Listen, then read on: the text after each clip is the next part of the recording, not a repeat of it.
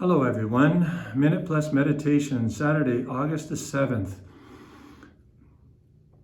From the Gospel, after the Transfiguration, Jesus with Peter, James, and John came down from the mountain. And when they come there, there's a crowd. A man comes to Jesus, knelt before him and said, "Lord, have mercy on me, for my son is an epileptic and he suffers terribly." And so Jesus cures his son. So for our meditation kind of reflection purposes, again, there's always so much going on here, so much you can apply to your life. They're up there in the mountain, they're having this magnificent, wonderful, truly supernatural, out of this world experience, seeing Jesus transfigured, hearing the Father's voice, which is extremely rare, and all of salvation from Genesis to Revelation, like a couple of times, and that's it. And they're both in the New Testament. Jesus' baptism and the Transfiguration. And maybe there's another couple of times in John's Gospel, but it's very rare. They come down, they have this wonderful experience, but Jesus makes it clear to them, this is not forever yet. That's the prize, all right? That's what's to shoot for. That's what's to aim for. That's the goal.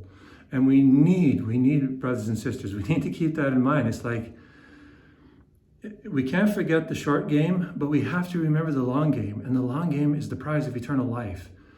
Okay, so that doesn't mean that we just focus on getting to heaven and that's it. But it's focus on heaven, but what we're doing today affects getting there. That's what we need to be focused on. That's what's really critical. That's the secret sauce, if you will, of what the saints teach us. And actually, you can apply this to all sorts of success in leadership and so on. It's not thinking that I want to be the CEO, but it's thinking, I think I'm meant for leadership, but that means I got to start doing it today. Not lose my focus by just thinking only about this, and then I lose what I'm supposed to do today. I don't focus on what I'm supposed to do today. But it's focusing on today, but we have that goal in mind, some leadership, or it could be the CEO, but don't be blinded by that, because it can easily take our focus off what I'm supposed to do today, and there's only so many CEOs, right? But everybody can do their best today. That's the point. There's only so many CEOs, but when it comes to heaven, it's a little different, because everyone can get to heaven, everyone. But we can't just be thinking of this and ignoring what I need to do right now. This today, right now, is connected intimately with this. And that's one of the things that is impressed upon the apostles, or these disciples, when Jesus says, keep this in mind. This is going to help you. This is going to inoculate you against what you're going to experience, what you're going to see me going through in a couple of weeks with my capture, my passion. I'm going to be mistreated, tortured, unbelievably tortured, and crucified and die on a cross. And you are going to be tempted to lose your faith. And they have no clue what this is right now. But he's saying, just remember this. All right, so it's there, and this will help them so much. They have no clue right now, but it's like the mountaintop experience, but then Jesus has to bring them down back into everyday life, because the mountaintop experience is for everyday life, because this is where we work out our salvation in fear and trembling. St. Paul teaches us in Philippians 2:12, I believe it is, or 2:4, something around there.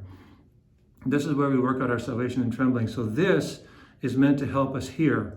And in fact, if we're doing this well, it will help us to get there. So these two things work together, right? To kind of stabilize us, to help us keep focus on the here and now. And if you think about it, even one of the, I think, evil things about pornography is that it takes us away to an escape world that's truly diabolical, because it reduces the human person, the sacredness of the body, the goodness of women and men and children, that's the really evil, demonic one, to an object, a commodity for purchasing, for narcissistic use and so on. But it's an unreal world. We cannot be saved in that unreal world. We can only be saved in the here and now, helping other people, being helped ourselves when we help other people. Think about that. When we help others, we are being helped ourselves. This is why the Transfiguration was given, to inoculate us in order to help us come back down to our everyday experiences and realize this is connected with God just as much as this is. This is where you and I are right now. And as long as we keep our eyes on the goal and don't lose focus of what we're supposed to do now, we will understand how important this is, but also how important today is. So today, strive to do your utmost, your best. Go at it with, your top game. Give it your best and ask God to help you. If you fail, if you falter, if you stumble, get back up and give it your very, very best. God, and try to do that every single day. God bless you.